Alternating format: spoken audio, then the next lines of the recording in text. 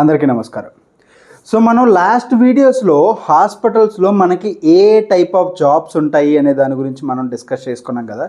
Last వీడియోలో marketing jobs అంటే హాస్పిటల్లో మనకి ఎనీ డిగ్రీ, ఎలాంటి డిగ్రీ కంప్లీట్ చేసిన వాళ్ళకైనా కూడా ఏ జాబ్స్ ఉంటాయి అనే దాని విషయంలో one of the job is a marketing and one of the job is related to finance అని చెప్పుకున్నాం కదా. ఈ వీడియోలో మనం one of the very important one, ఆ జాబ్ గురించి మనం ఈ వీడియోలో డిస్కస్ చేద్దాం. అదేంటి అని అంటే అడ్మినిస్ట్రేషన్ జాబ్. సో ఇది చాలా ఇంపార్టెంట్ అండి. సో మార్కెటింగ్ ఎగ్జిక్యూటివ్స్ ఎంతమంది ఉన్నా, అకౌంటెంట్స్ ఎంతమంది ఉన్నా అడ్మినిస్ట్రేషన్ జాబ్ అనేది చాలా ఇంపార్టెంట్. సో అండ్ ఈ అడ్మినిస్ట్రేషన్ జాబ్స్ అనేది లైక్ ఇప్పుడు మార్కెటింగ్ ఎగ్జిక్యూటివ్స్ మేబీ ఒక 5 or 6 మెంబర్స్ ఉండొచ్చు, అకౌంటెంట్స్ మేబీ ఒక 2 or 3 మెంబర్స్ ఉండొచ్చు. ఈ అడ్మినిస్ట్రేషన్స్ డీల్ చేసే పర్సన్ ఎంతమంది ఉండరు, ఓన్లీ 1 or 2 మెంబర్స్ మాత్రమే ఉంటారు బేస్డ్ ఆన్ హాస్పిటల్స్ని బట్టి. ఒకవేళ పెద్ద హాస్పిటల్ అయితే మేబీ ఒక 2 ఉండొచ్చు, లేదు టైప్ ఆఫ్ హాస్పిటల్ అయితే మేబీ ఒక్కరే ఉంటారు. కానీ దీనికి ఫ్రెషర్స్ని హైర్ చేసుకుంటారని మాత్రం అనుకోవద్దు, ఎక్స్పీరియన్స్డ్ క్యాండిడేట్స్ని మాత్రమే హైర్ చేసుకుంటారు. సో ఎందుకు అనే దాని గురించి మీకు చెప్తాను. అసలు ఇతని రెస్పాన్సిబిలిటీస్ ఏంటి, ఇతను చేసే వర్క్స్ ఏంటి అనే దాని గురించి ఒకసారి మనం చూద్దాం. ఇప్పుడు మీకు కామన్ ఎగ్జాంపుల్, ఏదైనా కూడా హాస్పిటల్స్ అనేవి ఫ్రీ క్యాంప్స్ కండక్ట్ చేస్తూ ఉంటాయి, రైట్? ఫ్రీ క్యాంప్స్ అనేది కండక్ట్ చేస్తూ ఉంటారు. ఇప్పుడు ఆ ఫ్రీ క్యాంప్ అనేది ఒక పర్టికులర్ లొకేషన్లో ఒక పర్టికులర్ టైంలో వాళ్ళు కండక్ట్ చేస్తున్నారు అని చెప్పి ప్రజలకు ఎలా తెలుస్తుంది? కైండ్ ఆఫ్ మార్కెటింగ్ అనేది చేయాలి కదా. కొన్ని అడ్వర్టైజ్మెంట్స్ అనో ఇలాంటివి ఏవో నీడ్స్ ఉంటాయి. అంటే ఇప్పుడు కైండ్ ఆఫ్ పాంప్లెట్ చేయించడం అని కానీ, లేదు అని అంటే ఫ్లెక్స్ ప్రింటింగ్ కానీ, అంటే ఎక్కువగా కనిపించే ప్లేస్లో ఫ్లెక్స్ని పెట్టడం కానీ, సో ఇలాంటివన్నీ కూడా చెయ్యాలి. ఇప్పుడు ఆ పాంప్లెట్స్ కొట్టించాలంటే ఆ జాబ్ అనేది ఎవరొకరికి ఇవ్వాలి కదా. అంటే ఆ పాంప్లెట్ కొట్టించే పని ఎవరొకరికి అసైన్ చేయాలి కదా. కైండ్ ఆఫ్ ఒక మార్కెటింగ్ ఎగ్జిక్యూటివ్స్ ఇలాంటి పర్సన్స్ ఉంటారు. సో వాళ్ళకి అప్పచెప్పే పర్సనే ఈ అడ్మినిస్ట్రేషన్ పర్సన్, అంటే ఈ అడ్మినిస్ట్రేటివ్ అనే పర్సన్. అంటే అతను ఈ జాబ్ అనేది ఎవరొకరికి అప్పచెప్తారు, ఇలాంటి పాంప్లెట్స్ కొట్టించడం. This is your work, you should finish and you should circulate. And అదేవిధంగా ఫ్లెక్స్, ఆబ్వియస్లీ ఫ్లెక్స్ ప్రింటింగ్ కూడా ఉంటుంది కదా. ఈ ఫ్లెక్స్ ప్రింటింగ్ ఇతను చేయిస్తాడు, ఎవరికొకరికి ఆ వర్క్ అనేది ఇస్తాడు. సో అతనితోటి చేయిస్తాడు. అండ్ అదేవిధంగా మీకు మైండ్ పోయే ఒకటి చెప్పనా, చాలామంది హాస్పిటల్కి వెళ్ళుంటారు, రైట్? సో హాస్పిటల్స్కి వెళ్ళినప్పుడు మనకు కొన్నిసార్లు స్కానింగ్స్ రాస్తూ ఉంటారు. కొన్ని స్కానింగ్స్ హాస్పిటల్లో అంటే వాళ్ళ హాస్పిటల్లోనే స్కానింగ్ చేస్తూ ఉంటారు. బట్ కొన్ని ఏంటి అని అంటే బయట ఎక్కడైనా స్కానింగ్ సెంటర్స్కి వెళ్ళి అక్కడ స్కానింగ్ చేయమని చెప్తూ ఉంటారు. Kind of maybe Sai Vijaya diagnostics కానివ్వండి, స్టార్ డయాగ్నోస్టిక్స్ కానివ్వండి, ఇలా నెంబర్ ఆఫ్ డయాగ్నోస్టిక్స్ ఉంటాయి. సో అలాంటి వాటికి ఈ డాక్టర్స్ రాస్తారు.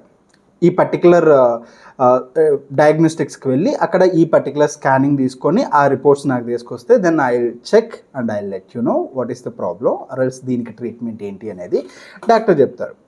కానీ మనం ఎక్కడికైతే బయటికి వెళ్తామో స్కానింగ్స్కి, అక్కడ కూడా ఈ హాస్పిటల్స్కి కొంత కమిషన్ వెళ్తుంది. తెలుసా మీకు? అదే మ్యాజిక్. చాలామంది తెలిసే ఉంటుందిలేండి. ఏంటి అని అంటే ఇప్పుడు నాకు ఒక హెల్త్ బాగాలేదు, నేను బయట స్కానింగ్ చేయించుకోవాలి.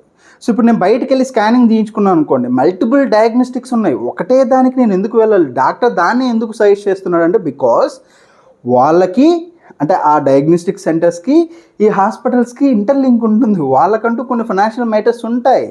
సో ఒక పర్సన్ పంపిస్తే ఒక పర్సన్ మీద ఒక కైండ్ ఆఫ్ కమిషన్ అనేది ఉంటుంది. అది ఎంత కమిషన్ అంటే ఇప్పుడు ఫర్ ఎగ్జాంపుల్ మేబీ ఒక 1000 స్కానింగ్ అయింది అనుకోండి, 1000లో maybe you can expect 100 to 200 హాస్పిటల్కి వచ్చే అవకాశం ఉంటుంది. మేబీ 800 ఆ స్కానింగ్ ఖర్చు అనుకోండి, ఓ 200 ఉత్తి పుణ్యాని కోసం వచ్చేస్తుంది కదా, అంటే లైక్ పంపించినందుకు. ఇలాంటి కమిషన్స్ ఏవైతే ఉన్నాయో, ఎంత కమిషన్ అనేది ఉంటుంది, ఈ కమిషన్ రిసీవ్ చేసుకునే పర్సనే ఈ అడ్మినిస్ట్రేషన్ జాబ్ చేసి, అంటే ఈ అడ్మినిస్ట్రేటివ్ ఆ కమిషన్స్ని కలెక్ట్ చేసుకుంటూ ఉంటాడు. అండ్ అదేవిధంగా చాలామంది కైండ్ ఆఫ్ హాస్పిటల్ ఒక బిల్ వేసిన తర్వాత, ఒక బిల్ అనేది ఇచ్చిన తర్వాత, ఫైనల్ బిల్ ఇచ్చిన తర్వాత, సో దాంట్లో కైండ్ ఆఫ్ డిస్కౌంట్స్ అనేది అడుగుతూ ఉంటారు. ఎంత పర్సెంట్, మేబీ నాకు ఒక 5% డిస్కౌంట్ ఇవ్వండి కంప్లీట్ బిల్లో, సో ఇన్ని అంటే ఇలా అడుగుతూ ఉంటారు కదా. సో అలాంటి డిస్కౌంట్స్ డిసైడ్ చేసే పర్సనే ఈ అడ్మినిస్ట్రేటివ్. సో హాస్పిటల్ అనేది business. Why, Dada, why? This is business. This is my sweat. I know, but I did business. Shut up! Shut up! This is business. Hey!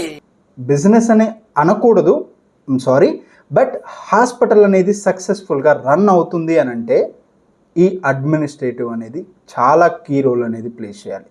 ఎందుకు key role play చేయాలి అని అంటే ఇప్పుడు marketing executives కానీ ఉన్నారు అంటే వాళ్ళే చాలా అంటే చాలా మెయిన్ పర్సన్స్.